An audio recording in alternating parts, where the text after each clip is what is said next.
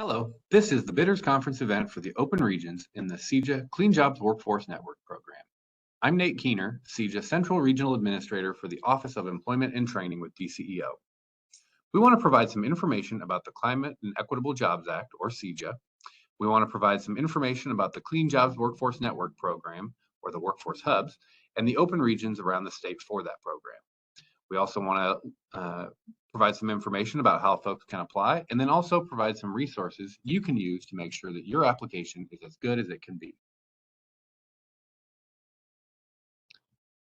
Here's what we're going to cover today. We will talk about the funding information for the Clean Jobs Workforce Network program, the Notice of Funding Opportunity timeline, the program requirements, eligibility information, application and submission information, and then we'll share some additional resources that you can use. We're here today to talk about the Clean Jobs Workforce Network program, otherwise known as the Workforce Hubs. The goal of this program is to prepare people for good-paying, entry-level clean energy jobs. It provides clean jobs training utilizing a standard clean jobs curriculum framework. This program will be delivered at 14 hub locations throughout the state, and I'll show you where those are in just a minute. And there's $24 million per year of funding, plus $15 million for barrier reduction services, for wraparound services, and other student support services that will be provided through this program. So that pencils out to about $1 to $3 million per award, inclusive of barrier reduction funds. It'll be delivered by community-based organizations and their partners. This NOFO was released on May 21st and will be due on July 14th. The main tasks for grantees of this program include recruiting participants, providing the bridge training, providing the clean energy jobs training, providing robust wraparound supports, and then finally job placement and transition support to help folks get into jobs and help them succeed in those jobs. Here you see a timeline for this program. The NOFO was released on May 21st. The first deadline will be July 14th by 11:59 p.m. This is a rolling deadline NOFO, so that means that we will review all applications received by July 14th as one batch. Applications received after July 14th will be reviewed if we can't identify a finalist in the batch of applications that were submitted by that first deadline. If we get to that point, we will review applications as they come in, and the NOFO will close when we've identified a finalist. Then you can see that for the whole period of the NOFO, you can request some assistance from a NOFO coach through technical assistance office hours. I'll give some more details about that later. We will notify applicants of any administrative review fails by July 31st. So if you submit an application that cannot be scored for various reasons, like it was submitted late, it was submitted incomplete, there were GATA requirements not met, etc., we'll let you know by July 31st that we can't score your application. You'll have the opportunity to resubmit as part of the rolling deadline. It is our plan to conduct the merit review starting in late July/August, and to then move to grant negotiation with finalists, with the hope of wrapping up those negotiations and establishing the grant sometime in the fall.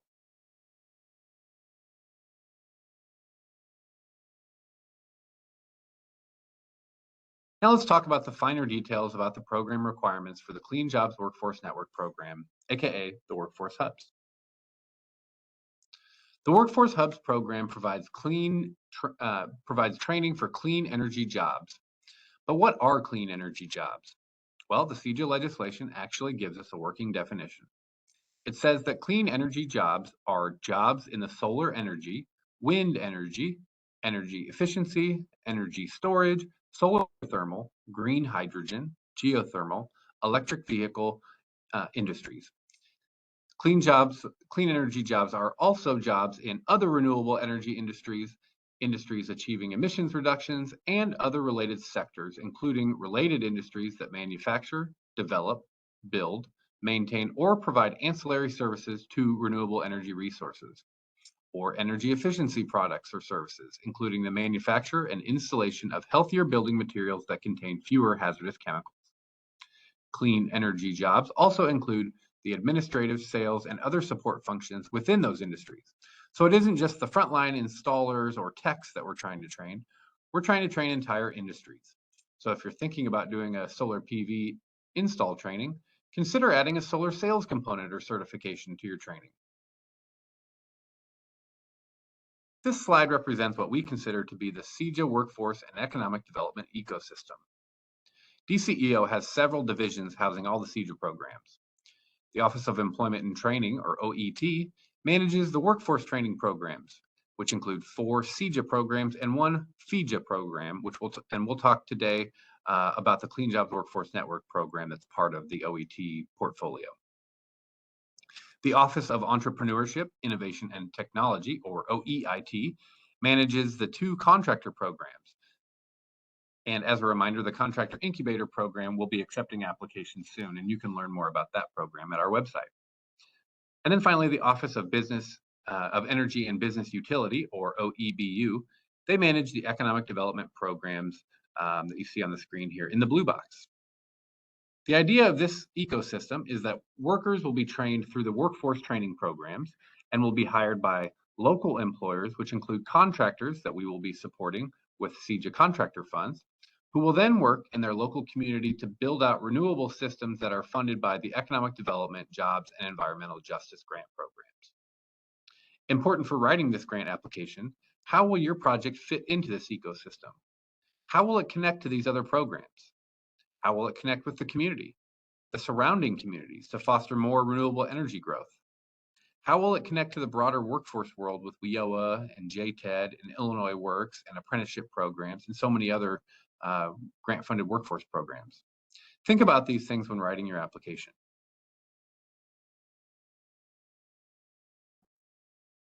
This map shows the locations of the 14 Workforce Network Hub regions, and the open areas are highlighted in green.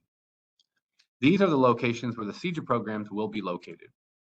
Kankakee was added by the legislature last year, and so for this NOFO release, we are targeting Carbondale, Danville, Kankakee, and Peoria.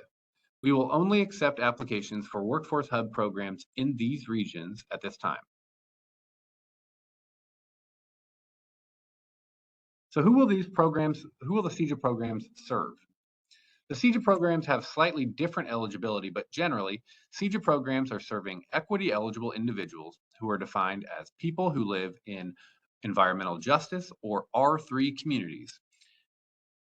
These maps show pockets of target populations in each open region, and you can see that they are quite substantial in many of the areas. Danville is a small city, and so the target population there is a bit smaller, and I don't think they have any environmental justice areas, so consider that when creating your application there. CEJA also targets people who have barriers to employment, and these include people who have been incarcerated or current and former members of foster care. This program in particular also serves displaced energy workers, as their displacement can be a barrier to their future employment. To give a little more background on the environmental justice and R3 community designation, environmental justice community designation is determined by a number of factors: exposure to pollutants, locations of toxic chemicals in or near communities, sensitive population indicators like age or health, and socioeconomic factors. R3 community designation comes from the cannabis law and is based on rates of gun injury, rates of unemployment, child poverty rates, rates of incarceration, and areas that have been disproportionately impacted by historical economic disinvestment. Many communities classify as both EJ and R3 communities.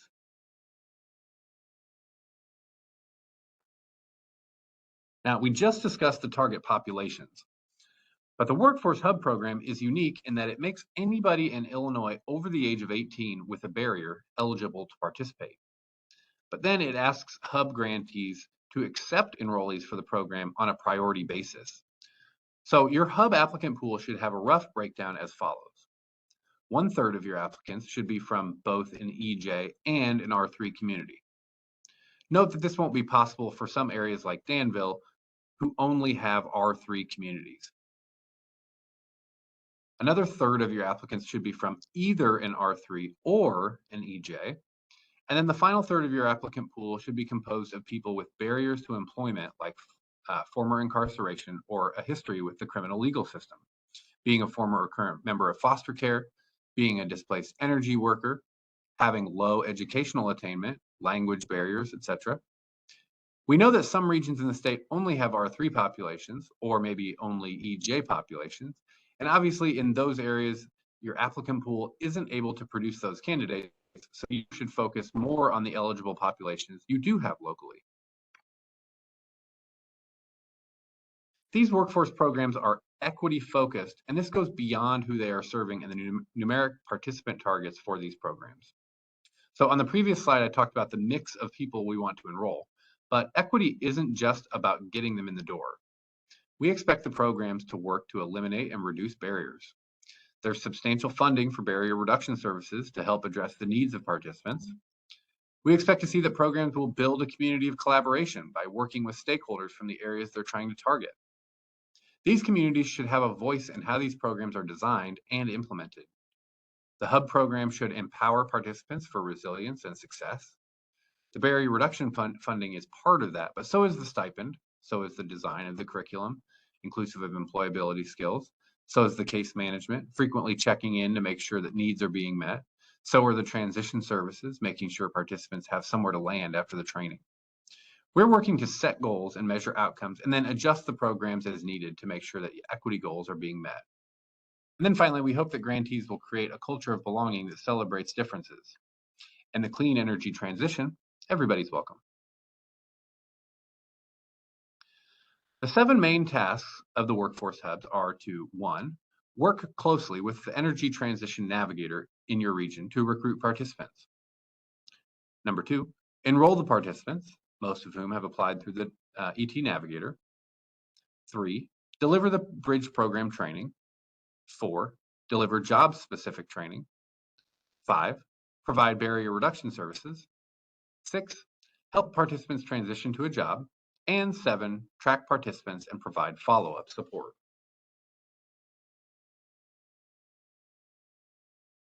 After being enrolled, participants may be led through pre-assessments to determine math and reading levels. Then they'll go through the bridge programming, which will include an essential employability skills training, as well as clean energy basics. Please note that the bridge program is essential employability skills plus clean energy basics.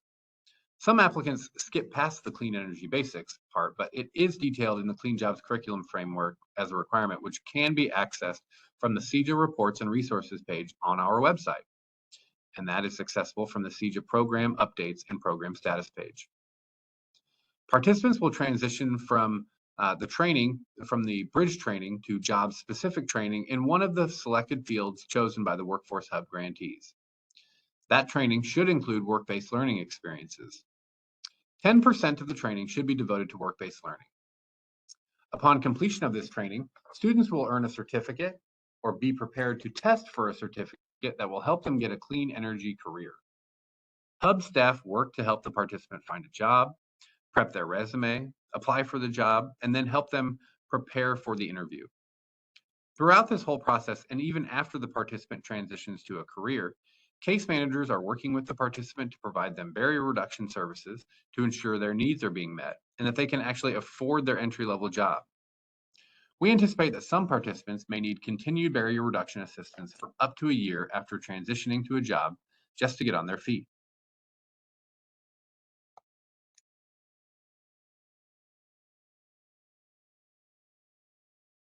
Now let's talk about stipends. All participants will receive a $13 per hour stipend for instructional hours. So they are paid $13 per hour for seat time. And that can include classroom instructional hours and the work-based learning hands-on instruction. Students should not be receiving the stipend for completing intake. However, grantees can establish milestone incentive payments for things like passing an exam or completing the program. It's important to note that stipends are not a wage and should not be represented as such. They are, however, income and may have implications on participants' taxes. Finally, when preparing budgets, stipends come out of program funds.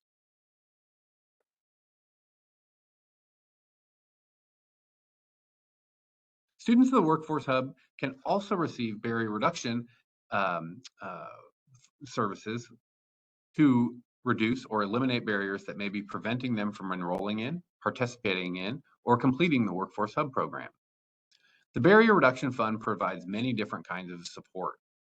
It provides wraparound supports to reduce or eliminate all kinds of barriers to participation, like transportation, childcare, healthcare, housing, food, legal assistance, and many others. It also provides for support during class, like testing, retesting, mentoring, and technology assistance. And finally, it provides support during the transition. So students can take advantage of resume prep, job search assistance, job application assistance, and they can also continue to receive their wraparound supports for a year after being placed in a job, just to ensure they can get on their feet with that new job. It's important to note that barrier reduction funds are not program funds and should be budgeted for separately from the program funds.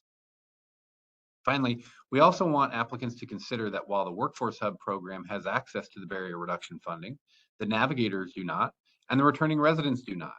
So think about how you might interact with the returning residents program participants knowing this information. Be prepared to accept students from that program for your training who may have high needs.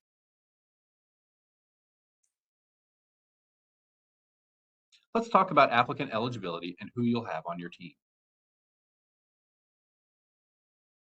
This program will be administered by community-based organizations and their partners. Eligible applicants can deliver all program elements, or they may subcontract with other entities to deliver some elements. As long as the lead applicant is a community-based organization or CBO, the team can fill out elements of the program that you aren't able to administer, and teams are strongly encouraged. A quick note, community-based organizations include community colleges and governments. For this program, we are looking for CBOs who have experience providing employment, skill development, or related services to members of the community. We're looking for CBOs who have at least one main operating office in the community or region they're proposing to serve. And we're looking for CBOs who can demonstrate relationships with local residents and other organizations in the community. So, should I apply for the Clean Jobs Workforce Network program? Well, if your organization has experience providing employment and skill development and related services, if you have strong connections to clean energy employers and to target communities and populations in your region, you may want to consider applying for the Clean Jobs Workforce Network program or joining a team that plans to deliver this program. And especially if you're doing all those things in Carbondale, Peoria, Danville, or Kankakee, we would strongly suggest that you consider applying.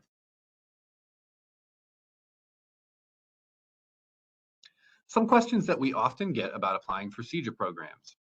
Can my organization apply to deliver more than one CEJA program or DCEO workforce program? Yes, but please consider your capacity to deliver multiple programs if you are selected. There is a fine balance. Can we partner with other organizations to apply for these funding opportunities? Yes, teams are encouraged. One organization can deliver all elements or partner/subcontract with other organizations to deliver some of the program elements. See the potential partners list for ideas on partners that you might want to work with. A link to this can be found at the CEJA Reports and Resources page on our website, and that's accessible from the CEJA Program Updates and Status page. My organization doesn't have as much experience. Can we still apply? Absolutely. However, we strongly encourage less experienced organizations to collaborate with more experienced partners. Can we propose to serve the larger region around the location designated by the hub? Yes, but again, consider capacity. Proposing to serve Peoria and Bloomington can be a good strategy, but make sure you can demonstrate the capacity to effectively serve both regions. We are looking for partnerships to deliver these programs. While it's possible a single entity could administer all phases of the grant, it's more likely that a coalition of partners will be the best approach. These are large service areas seeking to reach the hardest to reach population, and it takes a village, right? So in this slide, we're showing how the ET Navigator and Workforce Hubs programs will work together and how partners can be valuable in delivering the program. So the ET Navigator will recruit an individual through an event or other outreach method. They'll do a pre-screen of the individual to verify eligibility. They'll do a needs assessment for wraparound supports and student support needs. They'll do a career assessment to determine career interests, and then they'll help the individual complete the program application. The main hub grantee then gets the participant enrolled in the program. The participant will then work with one of the program partners to access and receive the wraparound supports like bus fare, internet access, healthcare, food, etc. They'll receive their clean energy basics training from the main grantee, but specialized training in a particular clean energy field from a partner. Finally, receiving transition and placement support from the main grantee. I should point out that from the customer or participant's perspective, they're receiving services from a single unified team. This should be a seamless process. But this diagram just demonstrates the ways the different partners and roles can interact. We anticipate seeing a good mix in the ways applicants approach the structure of their partnership and who does what within that structure. Collectively, the applicant team should demonstrate an ability to serve all individuals, including diverse and equity-focused populations, agreements with employers and others for work-based learning, job placement, and on-the-job training, an ability to provide training using the Clean Jobs curriculum framework, an ability to recruit, pre-screen, and provide training to prepare workers for employment, the capacity to provide barrier reduction services and transition services, and the ability to provide training in locations that are accessible in the region. This slide shows an exercise you can do on your own to determine which required program elements you have covered by existing staff or partners or through planned hires, and which areas you need help to cover. Maybe through additional partnerships you haven't formed yet, or through some additional hiring you maybe hadn't yet considered. The content in program area can be swapped out to better reflect the different roles and tasks for your grant. So we would encourage you to check that out. Okay, so how do you apply for funding? Remember that July 14th is the first rolling deadline for this program. Applications submitted by 11:59 p.m. on July 14th will be reviewed together as one batch. Those received after July 14th will be reviewed in the order they are received if, and only if, we don't find a finalist in that batch from July 14th. So what are the things you'll need to do to submit an application?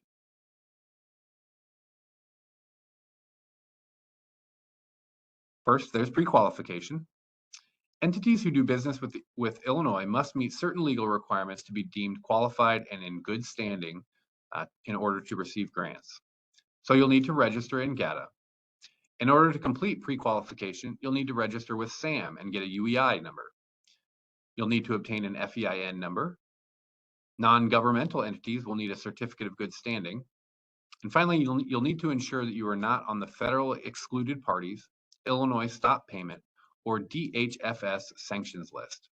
Then you're prepared to start the application. And the application process is quite extensive. There are a number of different elements that you'll need to complete and submit, and these all can be found on the Notice of Funding Opportunity website. We've linked it here, and you can also find it on the NOFO page. Different elements of the application include a uniform application, a uniform budget utilizing the templates provided by DCEO, conflict of interest disclosure, and mandatory disclosure. These are forms that your organization will need to fill out, and then you'll be creating an executive summary of your proposed project along with a larger technical proposal. We'll talk about that in a little more detail in just a minute. And then there are 5 attachments that you'll be required to submit as well: a work plan, an outcome summary, a curriculum plan, a staffing plan, and a timeline.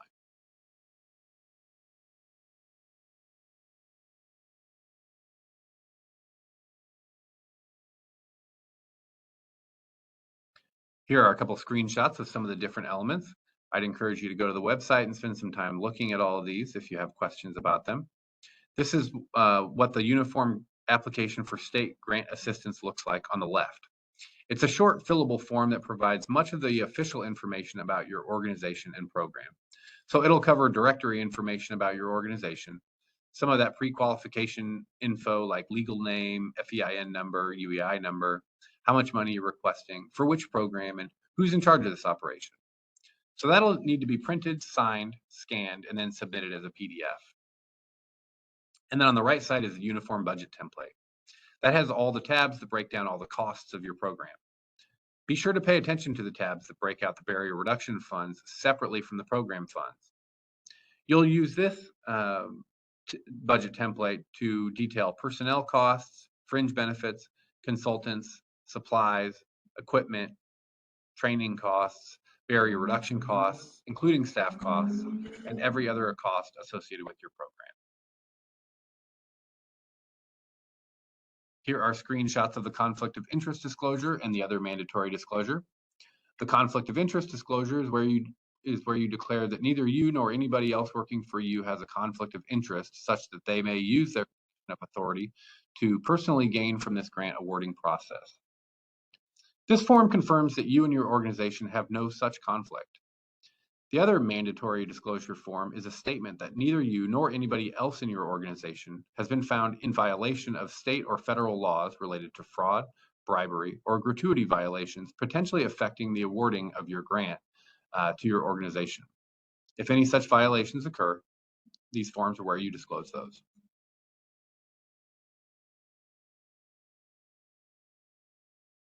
The technical proposal, as you might expect, is the real meat of your proposal. It should be about 20 pages long, and it will cover your team's organization, its qualifications to apply, and will detail your capacity to implement the program you propose. The documentation of need will be about 2 pages long and will detail why the community you're targeting needs grant assistance and what that assistance will do. The project plan is 12 pages long and is your opportunity to tell your story. What's the design of your program? How does it work? How do students move through the program? How long does that take? What do they do while they're in the program? What does the work-based learning look like? What kinds of jobs can they get? What employer partners do you have and what role are they playing in curriculum design, work-based learning, and job placement? What kinds of support will the student need and receive during the life cycle of this program, but especially during the transition to employment? And then finally, the budget narrative is only around 2 pages and provides an explanation of the major budget lines you're proposing. Obviously, the detail is in the uniform budget, but here is your chance to justify that spending. Tell us why you need the funds for the activities you're proposing and how it will be spent. Next are the workbook attachments 1 through 5. If awarded, these attachments will become your project work plan, a tool we'll use together to track the progress of your grant. The first attachment is the project summary. It provides a high-level summary of your project with partners, a quick explanation of your curriculum, the barrier reduction services offered, and a snapshot of the outcomes you intend to produce in terms of applications, enrollments, and placements. Be sure to list all partners and provide the addresses of all training locations for the bridge and the job-specific training. The Activities and Outcomes tab will provide finer detail about the partnerships, outreach activities, the eligibility characteristics of enrollees, and finally the transition outcomes. So we'll use this as your report card if you're awarded the grant. We'll be able to compare proposed numbers served to actual numbers served. This is your way of telling us how many people you will recruit, train, and successfully place into clean energy jobs. Be sure to align these numbers with your narrative proposal and your budget narrative. Keep in mind cost per participant guidance of roughly $15,000 to $23,000, and that includes the barrier reduction spending.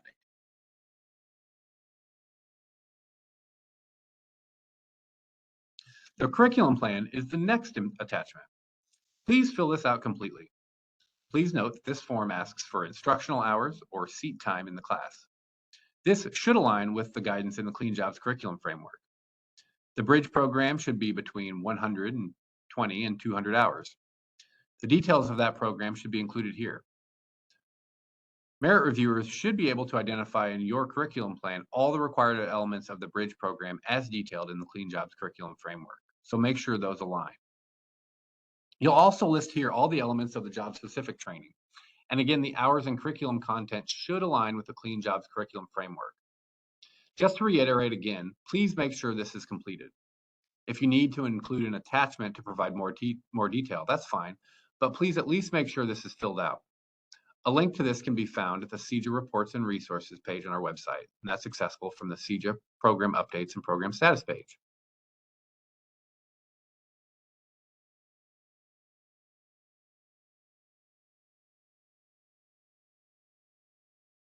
Next is the staffing plan.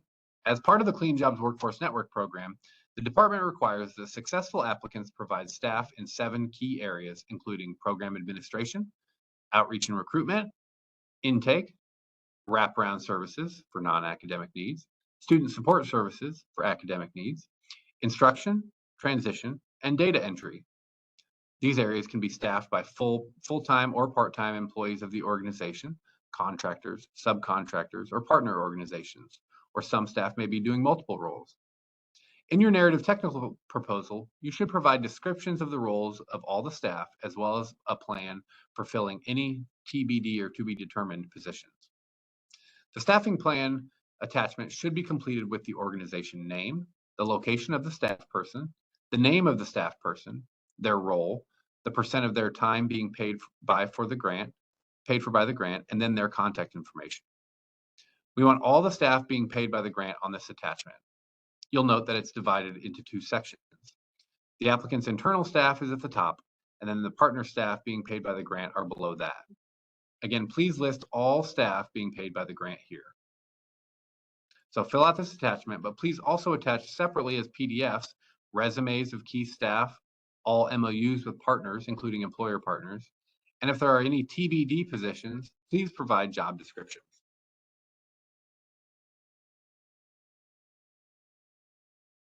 Finally, the implementation timeline. Here's where you'll tell us all the major activities involved in starting up the program and implementing it through the first year. So when will you do hiring? When will you complete policy development? When will you start recruiting? When will you have office space? Those kinds of things. Then you'll give us an indication of what year 2 will look like as well. How many of those year 1 activities fall away after startup? And then what ongoing activities will you be doing in year 2? Here is how your proposal will be scored. The project quality and integration is the largest component of your score, and each of these criterion will be evaluated through an equity lens as well. Check out the NOFO for more detail on how each criterion is broken down and scored. Within each one, there are multiple questions or items the applicant should be sure to address in order to receive a full score on each criteria. The proposal that meets minimum score threshold for funding and scores higher than any other proposal will be funded. We'd also like to provide information about additional resources you can use to learn more about the program and to improve your application. Since this is a recorded session, if you have any trouble finding these resources, please reach out to me at nate.keener@illinois.gov or ceo.ceja@illinois.gov, and we'll be happy to provide you a link or point you in the right direction. DCEO hosts a site with a bunch of training videos. You can see a partial list here. There are videos that offer tips and info about pre-qualifications, budgets, preparing for DCEO grants, and many other topics. I've linked the site on the screen here. You can also search for DCEO video training and resources in your favorite search engine, and it should pop up. You can also email me at nate.keener@illinois.gov or ceo.ceja@illinois.gov to get this link. And you should peruse those when you get a chance. We also have regular webinars about grants at the site linked in the slide here. I'm also linking the registration.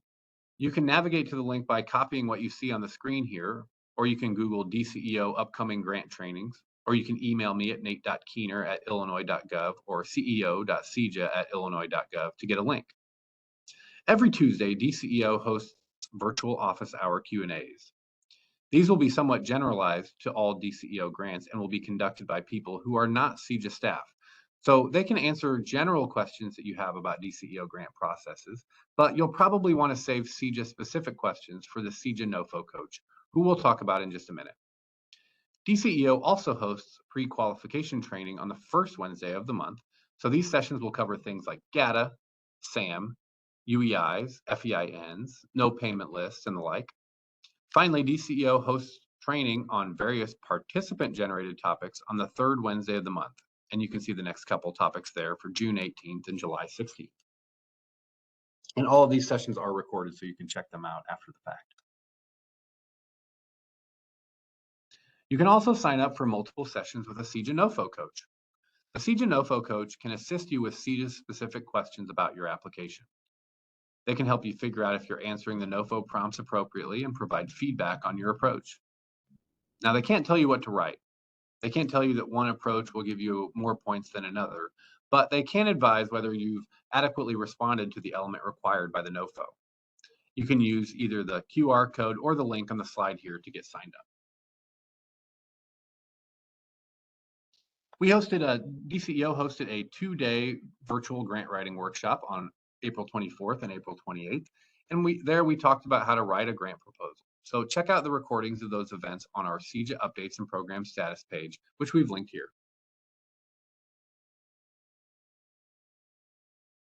We have a number of links that we can make available to you either through our CEJA reports and resources page, or if you'd like, reach out to me at nate.keener@illinois.gov or ceo.ceja@illinois.gov, and we can send you all these links. We have links that cover budget and procurement guidance, like a link to federal guidance at 2 CFR 200. We have a resource from Illinois DCEO document that pulls out many of the important 2 CFR 200 references for you.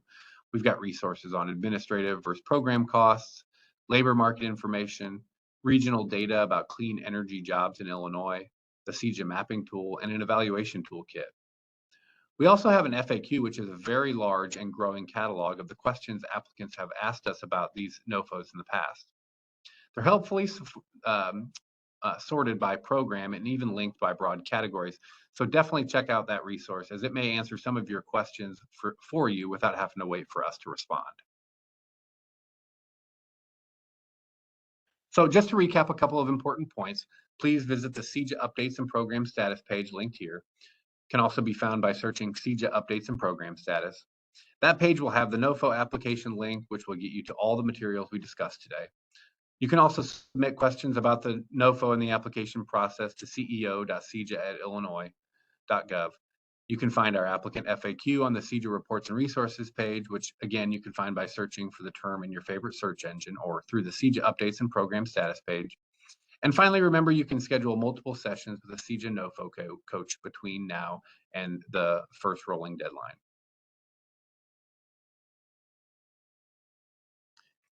And with that, we want to thank you for viewing this recorded bidders conference, and we want to wish you luck on your application. Thank you.